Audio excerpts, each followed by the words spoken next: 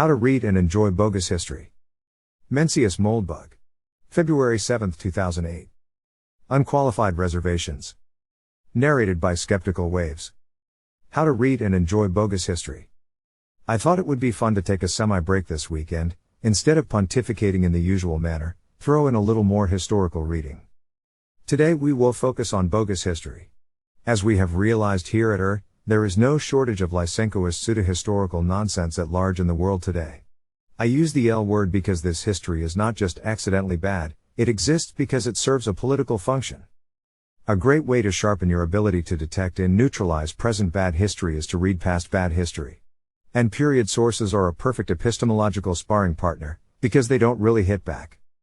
Hopefully readers have become comfortable in their new life on the off-world colonies, and adapted to the realization that the gentle democratic seas of objective information which rocked them so cozily in the sweet palmy days of youth are in fact a black, whirling, bottomless storm of lies. And who wants to live in a bottomless storm of lies? So there is a strong temptation to just not look at the news. But if we have learned anything, we have learned that we have no reliable source of news. So the art of reading nonsense matters, and it never gets easy. Once your brain detects that an entire school of thought is in fact best classified as canting, manipulative tripe, a sort of allergic reaction sets in that makes the stuff physically painful to read. Perhaps worst is the realization that the material is created for an audience and the audience is, more or less, buying it. The sense of being outnumbered by one's enemies produces a deep reflex terror in the hominid brain. And there's the endless nagging temptation to give in, to go with the flow, to believe. None of these responses are triggered by period cant. Old cant does not exist to manipulate you. It existed to manipulate people who are now dead. We can ooh and ah and maybe even shed a little tear over whatever damage it did, but the virus is inactive. Of course, old writing that is not cant, but the unmistakable product of a perceptive and independent mind, is much more fun to read. I do hope everyone read the Charles Francis Adams Jr. essay, An Undeveloped Function, that I linked to the other day. I know it is long, but I'm afraid it is pretty much required. I would not say an undeveloped function is entirely free from cant. Quite the contrary. It is instantly identifiable as a product of its era. It illustrates the tremendous difficulty of stepping outside history to look back at it. Nor are Adams' conclusions in any way infallible. In fact, I don't think it's at all unfair to describe the remedy he proposes as disastrous. But as a portrait of the American political system after the Civil War, one have not seen its like. Its attitude toward history is absolutely timeless, and its author is clearly in possession of many real facts about heaven and earth that are far outside the philosophy of his present-day heirs at the AHA. Who is Adams, anyway? Lawick is regrettably terse, but it includes this fine photograph of the man in his element, third from left. Suffice it to say that Charles Francis Adams Jr. was the grandson and great-grandson of presidents, John Quincy Adams and John Adams. The son and aide to a politician and diplomat who was almost president himself, Charles Francis Adams, Sr. A brigadier general in the Union Army. A prominent and successful railroad lawyer and regulator. A prominent and successful railroad executive. A prominent and successful historian and biographer. In other words, his dick is basically a yard long as far as I'm concerned. I am particularly fond of the fact that, unlike his more famous brother Henry, CFA did not spend his entire working life as an intellectual. Perhaps I'm being fanciful, but I suspect that his stint in the productive sector gave him an unusual perspective on politics and political history. I don't always agree with him, but when he errs I always find it worth wondering why. If you enjoyed An Undeveloped Function, congratulations. You are probably a weirdo, like me. Some other CFA essays you might enjoy are a couple of retrospectives on the Civil War, Shall Cromwell Have a Statue? 1902, and 'Tis 60 Years Since, 1913. The Young CFA is on display in a lovely collection which I have only read a small part of, A Cycle of Adams Letters. But these are extras. If you have an hour or two to spare, click away. This week, though, we are going to look at some genuine, undiluted period cant, as produced by two authors whom literary history has quite justifiably forgotten, Chauncey Depew and Quentin Reynolds. Basically, Depew was a very ordinary orator and politician of the Unionist period, and Reynolds was a very ordinary journalist and broadcaster of the New Deal period. It is only the unusual writers whose work survives. But it is only from their hack competitors that we can get a sense of what the average citizen of the time actually thought. Take a look at Depew's oration on the 100th anniversary of Washington's inauguration. In case the page link gets screwed up, This is the first piece in his Orations and After-Dinner Speeches, 1896. Like Adams, Depew is delivering a summary of American history. There the resemblance ends. The piece is long, but quite skimmable, I think you'll find. Have you ever been to a park in an old American city and looked at some of the monuments from the 1860s through 1890s? Grand Army Plaza in Brooklyn is a good example. The style can only be described as high unionist, and this is precisely the term I would use for Depew. His history of America is simply garbage. I can find no other word to describe it. Almost every sentence incorporates some horrendous lie, preposterous misrepresentation, or bombastic boast. The teleology by which the Great Union was formed, the flames shooting through the Cimmerian darkness, is so ahistorical that it actually exerts a strong comic effect, at least for me. But perhaps I have been spending too much time with this stuff. If Depew's first oration leaves you craving more, by all means continue to the second, the political mission of the United States. In case you don't get it and wonder what all Depew is lying about, I have found no better starting point than Lecky's American Revolution. In any case, I feel that the Depew is a good candidate for a new SI unit of Lysenkoist history. The Depew will be a little like the Farad, one Depew being a heroic level seldom equaled. I'm not saying that it is impossible to produce a confection of nationalist cant that surpasses Chauncey himself. Certainly if you look at the Soviet bloc, the Nazis or the Third World, giants abound. But I see few American writers who routinely exceed the Milla Depews.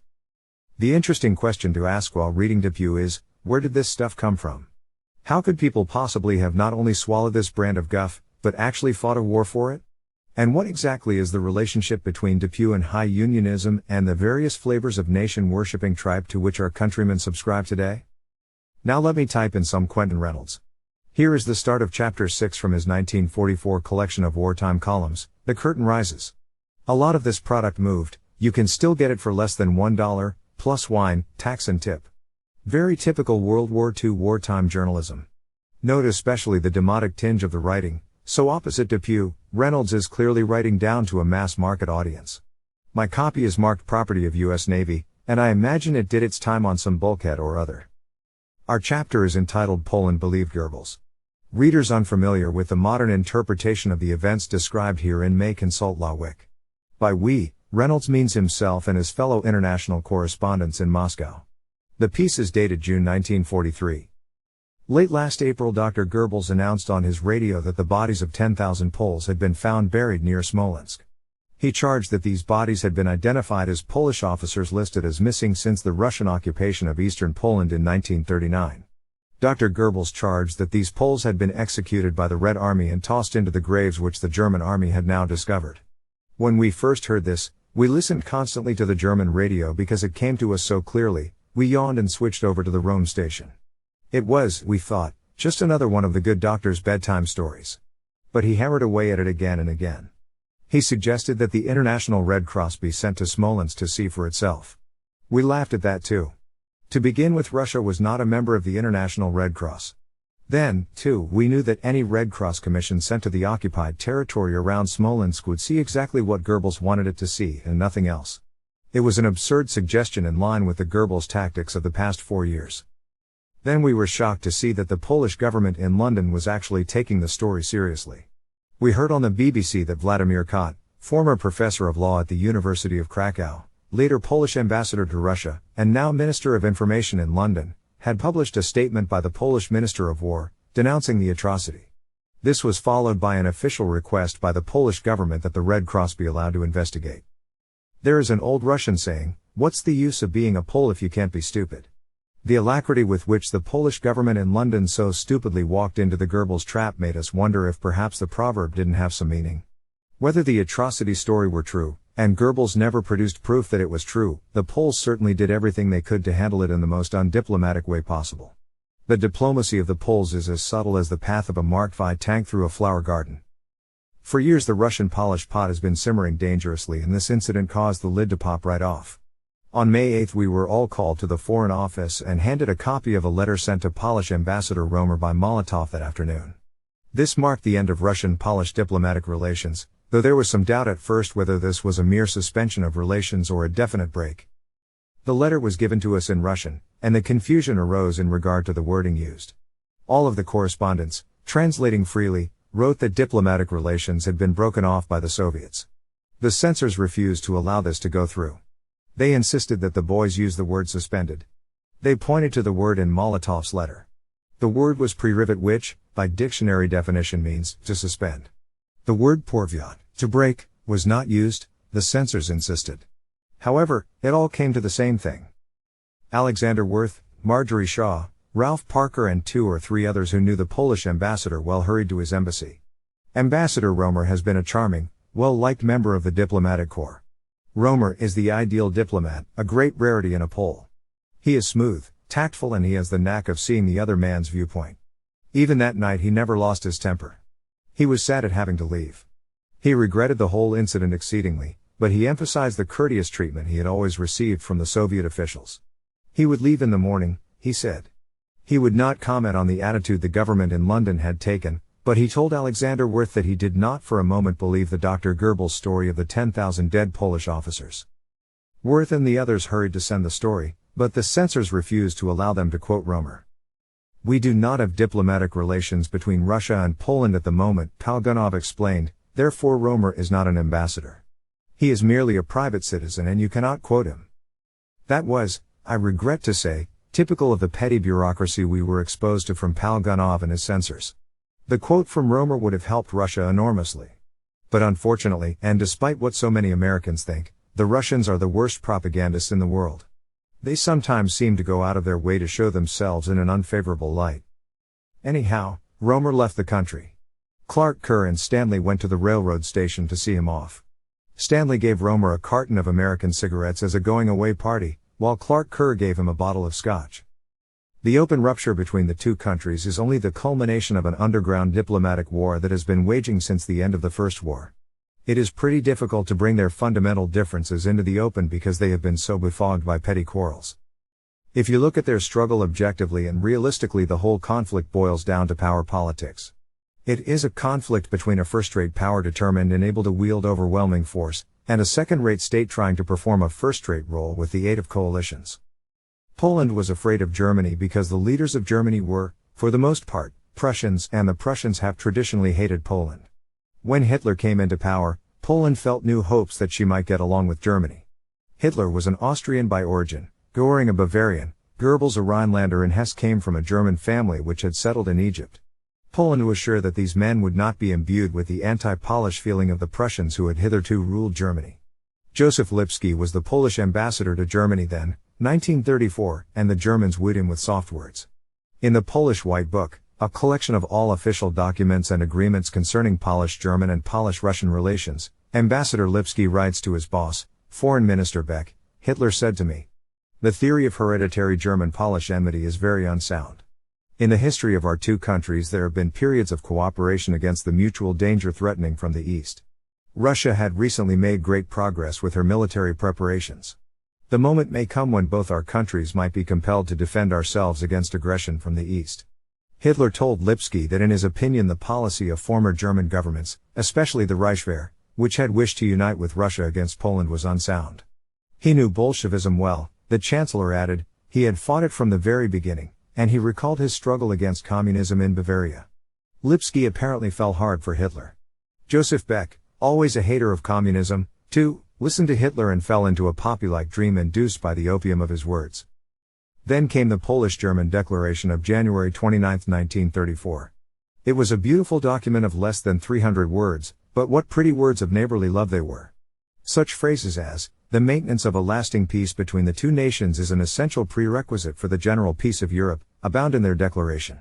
It added, "Both governments announce their intention to settle directly all questions of whatever nature which concern their mutual relations." 4 days later Hitler spoke in the Reichstag. He paid a glowing tribute to Marshal Pilsudski, and he wound up his sweet speech by saying that the whole thing fills us with a special joy. And of course Poland had a pact with Russia too, a non-aggression pact signed in 1932 and ratified in 1934 with the added provision that it would remain in force until 1945. She was officially, at least, on very good terms with her two big neighbors, and she could hardly be blamed if she had some wistful secret thoughts to the effect that she held the balance of power. Poland felt pretty comfortable now. Yeah man, she had a partner, Big Germany. Hitler was her pal, and that nasty Stalin man had better not start anything. Pal Adolf would slap him down if he did.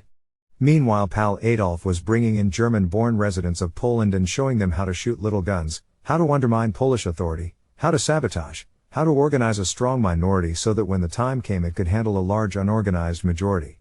Poland, thinking its nice declaration all sealed and tied with red ribbons, continued its complacent way. Complacency was the style in the 1930s anyhow. Then at 4:45 a.m., the morning of September 1, 1939, the complacency of Poland was disturbed by the roar of bombs dropped on the city of Westerplatte. Germany was waging its undeclared war on Poland, and the lovely 1934 declaration lay in the Foreign Office gathering dust on its pretty red ribbons. In 10 days Poland had folded up. Her resistance was heroic if futile. But Warsaw no longer existed as the capital of Poland. Her industrial areas melted before the mechanized strength of the man who had murmured such sweet nothings to Ambassador Lipski. For all practical purposes the Polish government had ceased to exist. Poland melted before the Germans, and then on September 17, 1939, Russia moved her troops across the border into Poland. Poland was between the devil and the deep blue sea. It was a pitiable position and the world sympathized. Russia undoubtedly moved only in self-defense. She needed the security which possession of those 76,500 miles would give her, should Germany ever attempt to invade her. Of course Stalin used the sweet talk of diplomacy when he sent his troops into Poland.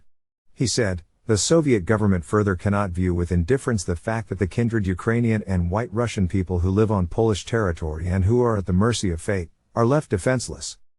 On October 29, 1939, a plebiscite was held in the Russian-occupied territory, and the citizens voted a 90% majority to the Soviets. How accurate the count was no one knows. Elections held under the shadows of guns are hardly ever strictly the will of the people, and there were Russian guns about. The Russians say that the population of this territory was 12,800,000, of which 7 million were Ukrainians, 3 million White Russians, 1 million Poles and 1 million Jews.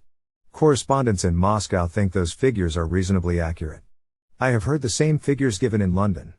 Assuming them to be reasonably accurate, perhaps the overwhelming vote was not out of line. In any case, the incorporation took place, and my bet will be that it is there to stay. Ethnographically, the Russians have an excellent case for keeping this territory. But we might as well be realistic about it. Russia wants that belt of land to act as a margin of safety against future aggression. Now, what can we say about this remarkable confection of mendacity? How many millipede does it chalk up? Reynolds' pseudo-history has nowhere near the grand sweep of Dupuy's. Dupuy tackles an entire century and fits it into a single triumphant cascade of victory, with plenty of pomp and circumstance. Reynolds is chatty, like one of your pals in the chow line at the mess, except armed with more statistics. He loves those numbers and dates and facts. If we are to rate these passages for sheer evil, however, I think Reynolds comes out ahead. After all, he is quite wholeheartedly engaged in the task of convincing Americans to overlook a mass murder ordered in cold blood by a ruthless dictator during the aggressive conquest of a friendly nation. Poland being, of course, the country that World War II was at least nominally about. I'm afraid the old Bush lied, people died line falls a little flat around this one. And yet you can tell that Reynolds has these little pangs of doubt. Unfortunately, he reveals just enough qualms to establish his mens rea, without actually transmitting any actual skepticism to his actual audience. The clue is that for everything, he has a backup story. And sometimes a backup for the backup. The Katyn massacre is German propaganda. But even if it isn't German propaganda, the Poles are being awfully rude about the whole thing. The Soviets invaded Poland in self-defense. Quite understandable. Especially since the liberated peoples endorsed the intervention in a smashing landslide. Of course one can never tell with these wartime plebiscites. But they are mostly Ukrainians and Belarusians anyway, so why shouldn't they be part of the Soviet Union? And in any case, Russia needs to think of her safety. Note also how quickly Reynolds resorts to ridicule. There is a kind of pseudo-satirical humor, or what would be humor if it was in any way funny, that is an unmistakable product of his time in Moscow. I call the trope crocodile humor after the Soviet humor magazine, Krokodil. So Poland's diplomatic efforts in the 30s are supposed to be just riotously funny, with all those sweet promises and fancy red ribbons on documents in drawers. Yet as we see, Reynolds is just as capable of evoking the solemn brotherhood between nations, and so on. Reynolds' pseudo-history may or may not be more evil than Dupuy's. It is hard to judge these things, and I'm not sure it's worth trying. But it is certainly more modern and more effective. The International Press Corps of 2008 is more or less a direct descendant of Reynolds. We, And to the extent that there have been generational shifts, they have generally been leftward, for example, from the Higgins generation to the Halberstam generation in Vietnam.